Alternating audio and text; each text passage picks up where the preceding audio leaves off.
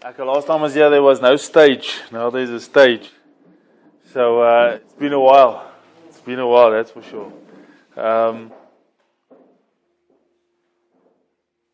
So who's ever, my name is PJ or PJ in Afrikaans. I'm actually Afrikaans, but I do understand that I need to speak English today. I just want to see who's met me before. Okay, so amper almal splinter nuut, hè? That's amazing. It's good that people come here, get healed, and go out. It's good that happens. This morning I felt in my heart. I just wanted to share a message. I think life's all about seasons. The seasons you are in. I think we can all testify to as we go through life. You know, we were young boys, and then we grew up. Just by show of hands, who has children? Okay. Who's married? Okay. Girlfriends, obviously. Okay. Yeah. As you go through these seasons in life, obviously responsibility changes, etc. Obviously, if you get married, then you have you've got a responsibility towards your wife. As you get children, that shifts, you know. And I think it's a lot of pressure on us as men specifically, because we are the fathers, we are the men of our house, and this adds to pressure in our lives, which leads to different things. I think what I wanted to ask this morning is, I wanted to ask guys a couple of questions. And I wanted to know, just by show of hands, and don't be shy to answer this question, because I've asked it in my small group, and out of 6 people, about only 1 raised his hand. So if you don't raise your hand now, don't worry. But my question would be who knows what his purpose is here on earth? You can raise your hand. I know what mine is now. If you know what your purpose is, just raise your hand. If you don't know, don't raise it. It's okay. Okay. And then who knows what his calling is? Okay, it's very good. So, I'm going to tell you guys that like maybe a year ago, I would have not raised my hands to both those questions. And the reason is simple. I know the Lord now for 18 years. I gave my heart to the Lord when I was 20. Because I knew it was the right thing to do, and the Lord met me, and it was amazing. And He changed my life completely, but it wasn't in an instant. It took 18 years to be where I am now, and still I'm a sinner. So I just want to encourage you with the fact that we will still continue to sin. It's not going to ever stop. But the power of the cross has washed us. So we can every day repent and ask the Lord to help us. But I wrote here, so I believe purpose is that our purpose as Christians, Christian men, people who've chosen the Lord as our Lord and Savior, our purpose is to make disciples of all nations. And then baptize them in the name of the Father, Son, Holy Spirit, so we can all be in heaven together.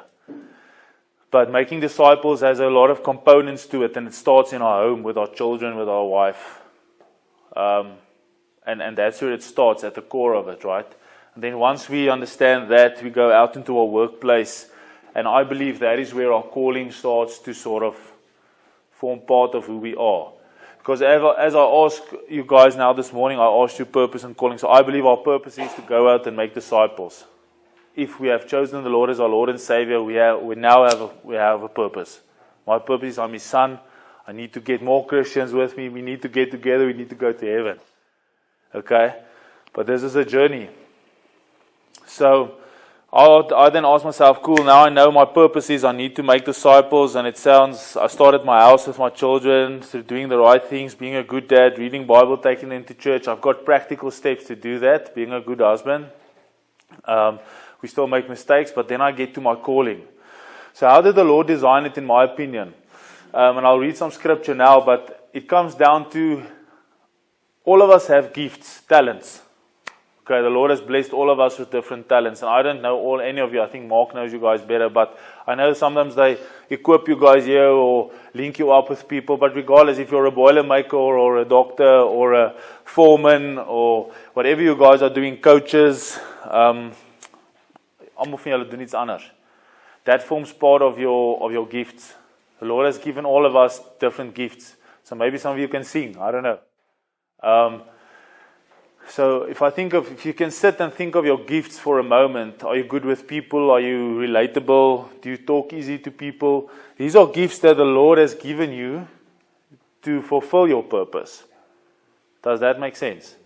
Because if I want to go and make disciples, and I can sing, for example, I can sing in my band at church, I can worship, people will come to Jesus, they want to know, right? That's me using my gift practically.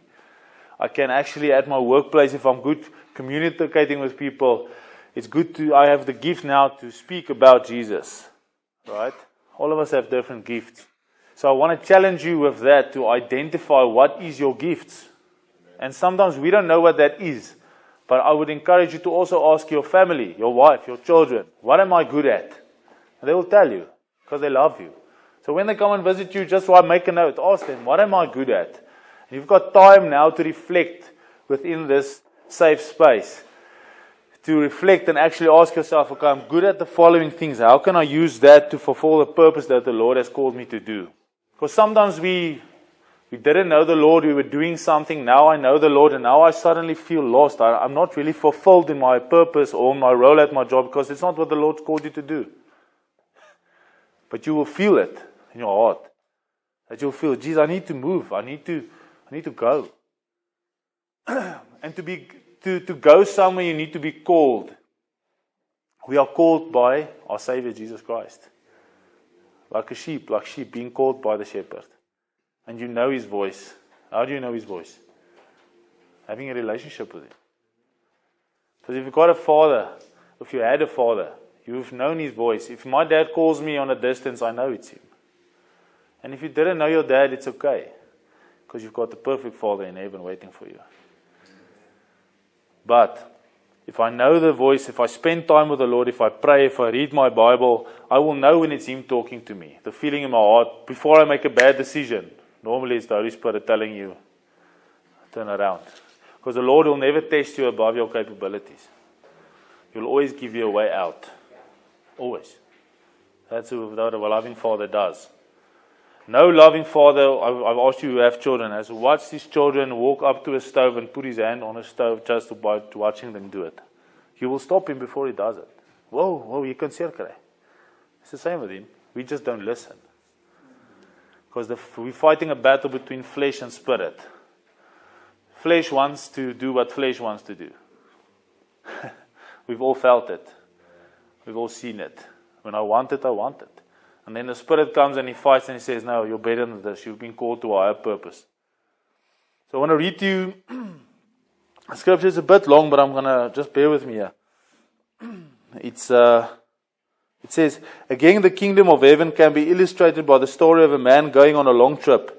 He called together his servants and entrusted his money to them while he was gone. He gave 5 bags of silver to one, 2 bags of silver to the other, and 1 bag of silver to the last, dividing it in proportion to their abilities.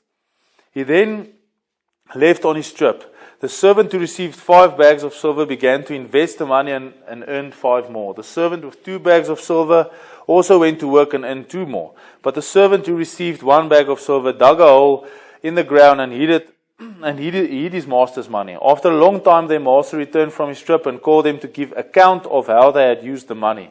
The servant to whom he entrusted the 5 bags of silver came forward with 5 more and said, Master, you gave me 5 bags of silver to invest, and I've earned 5 more. The master was full of praise. Well done, my good and faithful servant. You have been faithful in handling this small amount, so now I will give you more responsibilities. Let's celebrate together. The servant who had received the 2 bags of silver came forward and said, Master, you gave me 2 bags of silver to invest. I have earned 2 more. The master said, well done, my good and faithful servant. You have been faithful in handling this small amount, so I will now give you more responsibilities. Let's celebrate together. Then the servant with the 1 bag of silver came and said, Master, I know you were a harsh man, harvesting crops you didn't plant and gathering crops you didn't cultivate. I was afraid I would lose your money, so I hid it in the earth. Look, here is your money back. But the master replied, you wicked and lazy servant, if you knew I harvested crops I didn't plant and gathered crops I didn't cultivate, why didn't you deposit my money in the bank? At least I could have gotten some interest on it. Then he ordered, take the money from the servant and give it to the one with the 10 bags of silver. To those who use well what they are given, even more will be given. and they will have abundance. But from those who do nothing, even what little they have will be taken away. Now throw this useless servant into the outer darkness, where there will be weeping and gnashing of teeth. Hard. Okay, so we've heard it. We've heard this verse before, I believe. I hope you had. If you haven't, so it's the same when these gifts that I've talking about earlier. The Lord, we will have to give account for what the Lord's given us. Okay, everything. Our children, our marriage, our jobs. We are stewards of what He has entrusted into us. And our talents would always align with the calling that the Lord has upon our lives. That's why I want you to know what those are. And all of us, if you're a father, by default, your calling is also to be a good father. If you're a husband, it's to be a good husband. Automatically. Okay, we chose those. And we need to now walk in that responsibility. And we will stand before the Lord and we'll ask you, were you a good husband? Yes or no? Were you a good father? Yes or no? Then we'll roll out to, I gave you these amazing gifts. How did you use them? And we'll have to give account for that. But you guys are blessed. Mark just said it now. It's a new month. It's a new day. We've got breath in our lungs. You guys are here because you want to be better. And in our daily lives, I mean, Ivan is here. I brought my friend along with me. We share an office. We talk about the Lord every day. We try to, at least. And our constant fight out there is to grow as well. Is to spend time with the Lord, because we live in a society where we're chasing money, we're chasing success, we're chasing all these earthly things. We don't sit and spend time with the Lord. I want to actually tell you that for a moment this morning, I actually envied you guys. It sounds harsh. But to be able to just spend time with the Lord, reflect and grow. Someone mentioned grow as well this morning. Growth happens if you reflect. That's all. Like you have to have a book, you have to write down every day, reflect on your days. What did I learn today? How can I be a better man? Reflect and pray. Because with growth, you know, if you cut a rose tree, that cutting process sucks. It's not lekker, it hurts, but you grow. Iron sharpens iron. I've mentioned it before. You guys know when you grind something, when you sharpen iron, it's not a smooth, nice process. It looks proper. Because that's what happens. You take away what's not supposed to be there. When you refine gold or silver and you burn it at hundreds of degrees, what happens to the impurity? It rises to the surface. Then it gets taken away and we do it again. We do it again until there's a reflection in that where you can actually see the Holy Spirit in your life. But it takes that refining process where it's super hot, sucks, and this is your refining process. Are you with me? It's not lekker. Let's be honest. Growing is not lekker. It's not lekker in here. It's not lekker out there. It's just tougher out there, in my opinion.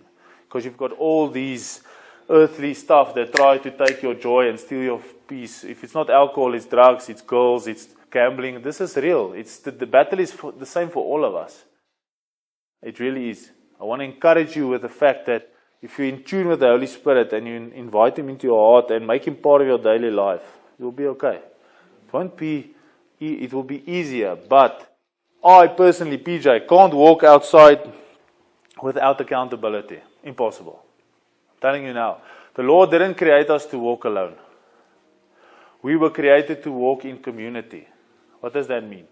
It means that you have to have friends and people around you that uplift you, that bring you closer, that I can pick up the phone and I can call my friend saying, brother, tonight it's 11 at night or maybe 1 in the morning.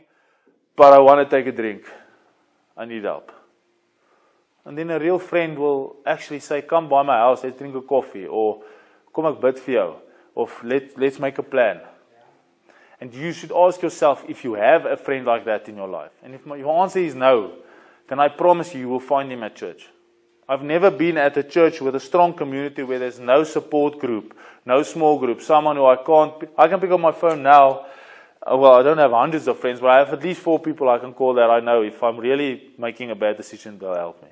And if you don't have these people in your life, you need to make a list saying, I need these people. And you can trust the Lord to send them to you. Because iron sharpens iron, and you need accountability, community. You know what the devil tells us? You look at Adam and Eve. What did they do after they committed sin? Yeah, they went hiding. What did the Lord do once He entered the garden? What does a loving father calls his children to Him, and He gave them clothes to wear. He provided for them in their sin. He didn't burn them or kill them, no. He said, come to me, I'll give you clothes. He was there for them. But the devil wanted them to isolate, to hide. What do we do when we do sin? We isolate, we hide. The devil tells you lies. Ek sê goed genoeg hier, you did it again. Ja, jy sien jou sondaar.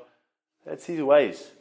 But a real friend who loves you tells you, come on, let's go back, let's pick you up, we're going to fix this. I know what your calling is. You need to know what your calling is. You guys cannot leave this place without knowing what your calling is and what your purpose is. Because if you do, you're going to live. It's like following a map and I don't know where my end destination is. Ek's maar net hier. Wasting your time.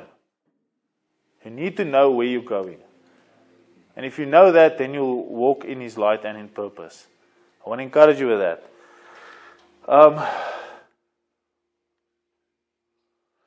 Okay, Isaiah 43, 1-2. I have called you by your name, you are mine. When you go through deep waters, I'll be with you. When you go through rivers of difficulty, you will not drown. When you walk through the fire of oppression, you will not be burned up. The flames will not consume you. This is a promise, the Lord said. And I can promise you, once you have given your heart to the Lord and you committed to the Holy Spirit, life is tough. Okay. Because now you have purpose. When you didn't have purpose, the devil could care less about you. Because you were going nowhere. Worry nie oor jou nie, chom. Doesn't care niks oor jou nie. But now you've committed, you've got a purpose. So what are you declaring? You're declaring a war against Satan. You're declaring it in spirit, you're declaring it in flesh, and with that comes attacks. Because he's walking around like a roaring lion, just looking for that one moment when you drop the ball. But the Lord says, I've called you by your name, John. You're mine. He will protect you. He's already won that battle against Satan. You just need to believe it. And by isolating, you will believe his lies. Bring the lies to the light. Okay. As jy sukkel met goed in jou lewe, as jy uitgaan, bring dit aan die lig. Praat met jou vrou, praat met 'n chom, go to church, join a small group, support groups. The body of Christ is structured so we can support each other. So it's made. That's why it's the body of Christ. You are the arm, you are the leg, one is the foot. But all our talents brought together are there to help people through depression, anxiety, alcohol, drugs. That's how it's built. There's nothing you can't go to church with where there won't be a solution, in my opinion. Okay, if you go to your church and you tell them, I need to join a group where I can work with my rehabilitation stuff, I need support, and they tell you no, you need to find a different church. With all due respect, because a good church will always support you. Because what is God? God is love. What is love? Love is an act. It's visible. You see it. You serve each other. Okay. So, 1 Corinthians 12:27. All of you together are Christ's body, and each of you is a part of it. Yeah, ask yourself how your gifts form part of His body. And this can be serving. Even if you're just standing at the church door greeting the people as they come in, you're serving. Jesus washed people's feet. The King of the world who died for our sins was on his knees washing people's feet. Come on. Who's die? Huh? And sometimes I don't even want to open the door for my wife.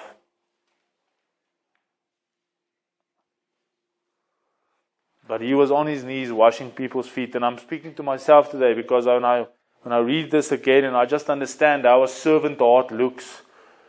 I look at my children sometimes and they're so selfish because they're children, I'm not going to help my boetie nie. Ek gaan nie my sussie help nie. Ek wil voorsit in die kar. No one wants to serve each other. No one wants to, gaan sit jy maar voor. Jy weet? Even here, inside here, I don't know your daily tasks, but serving each other is one of the real acts of what Jesus did at the core of Him. Serving others and showing love through His servanthood.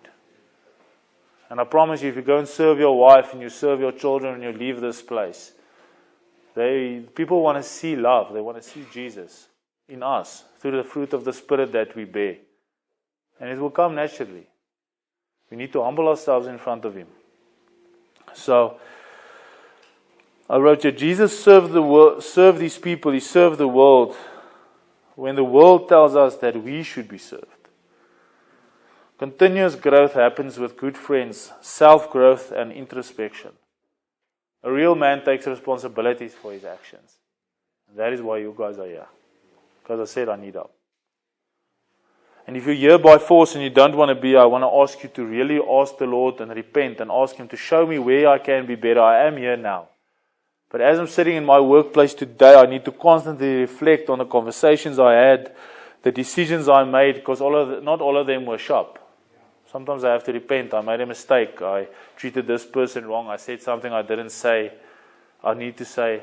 But I need to reflect, because with reflection comes growth. You look yourself in the mirror. You ask yourself, was dit vandag goed? En so, 8 out of 10 times my answer is no. Because I always can be a better dad. I can always be a better husband. I can always serve my people at my workplace better. Okay. So today for me I was a bit all over the show, but I wanted you to understand what our purpose is. Very simple. Is go and make disciples and love your neighbor. That's what the Lord said, as you love yourself. And just remember that your calling will always align with your gifts. And encourage each other in here. Yes, jy's goed met dit.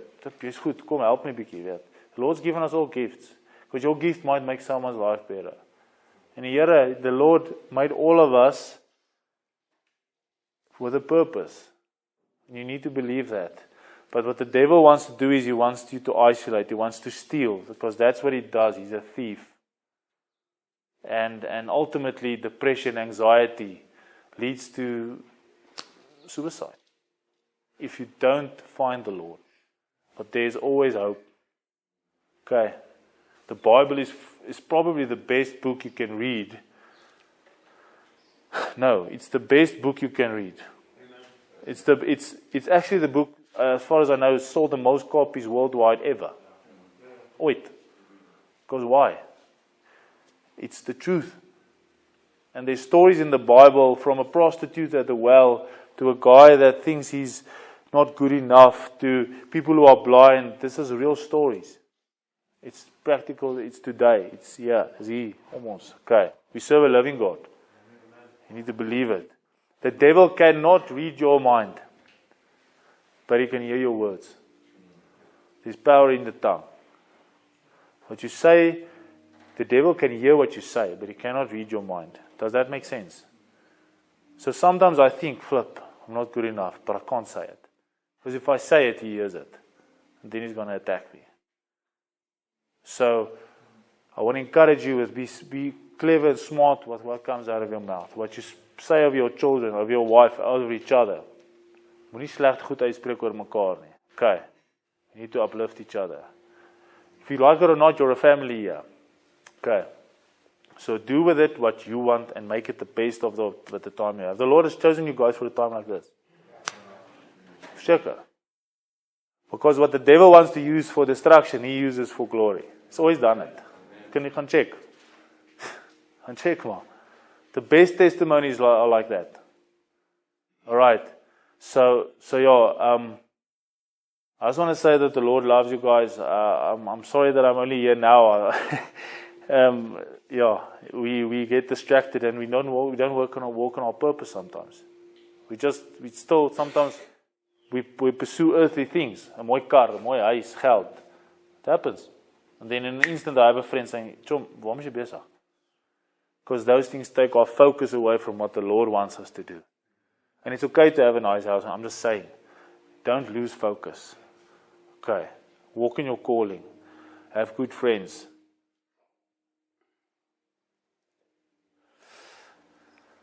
Yeah, I want to pray for you guys. That's okay. Yeah, Lord, I just want to say thank you for all these men, Lord. Thank you for their hearts. I want to pray for receiving hearts, Lord, that the work that has been done in this place, that it would fall on soil that would take those seeds and grow. But the growth process only happens if they give the water. If they spend time in your word, if they spend time in prayer, if they find friends in here that want to really help them be better people. We are men, Lord, we are raised hard, but you are a servant, Lord, that washed people's feet. You are a servant, Lord, who gave your heart, Lord. You spoke to the people who were not saved. You were the perfect example. And may we walk in your light. I want to pray and speak life over all these people. I want to speak life over the center. I want to speak life over their families. And I want to just ask you to show them what their calling is, what are their gifts, and how can they leave the center and make a difference. And let it start at their houses, at their homes, with the husband they are, with the father they are. Because we will give account for what you have entrusted to us. And let's not see that as a fear, but as an honor. Because you've chosen us to be fathers. You've chosen us to be husbands. And when we leave the center, that we know we have a purpose, we have a calling. Thank you for second chances. Thank you for third chances. Thank you for the cross that says that we can repent and we will wash clean every day. We love you, and I want to honor you for the center. I want to thank you for Mark and his wife and their family for what they do for this town. And may they be blessed, and just keep on shining your light. Thank you for your love. Amen. Amen.